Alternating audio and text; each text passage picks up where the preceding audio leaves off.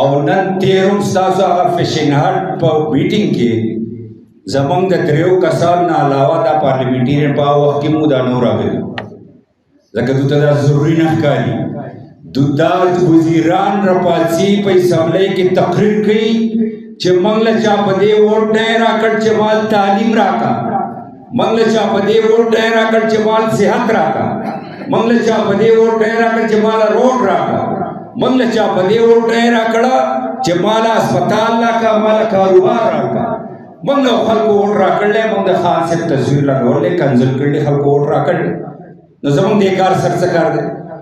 خدای دې بار زه دا سوال کوم د اختیار د تاسو سره دی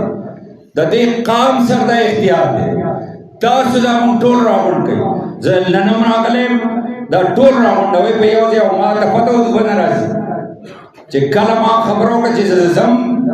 نو ما ته پته وه چې دوی به نه راځي ځکه زه به هلته دا خبره هم کوم دا کوم چې مې تاسو ته د صوبې دا ظلم وښود چې زه به دا خبره هم کوم په دې ما هلته تقریرونه کړي نو ما یې دوی به نه راځي او که تاسو د شپې په 12 بجې ما راغواړئ زه به حاضر یم که تاسو څه ټیم یو ټلیفون کال کوئ زه به حاضر یم تاسو سره به ولاړ یم که تاسو پروټیسټ کوئ په چوک کې کوئ په بل ځای کې کوئ زه به تاسو سره ولاړ یم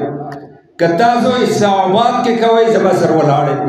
که تاسو کوم حده پورې ځئ زه به تاسو سره ولاړ یم تاسو څه شی تجویز کوئ چې څه کول پکار دي نو زمونږ د طرف نه زمونږ د پارټۍ طرف نه دا واجد علي خان زمونږ د ډویژن مشر دی د خپله خبره مو کړه چې موږ تاسو سره ولاړ یو دا ټول ډویژن به تاسو سره پارټي ولاړئ زه خپله خبره دا کوم چې د دې اسمبلۍ په حواله څه خبرئ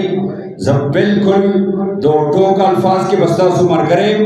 تاسو څه ټایم زما سپورټ ته پکاري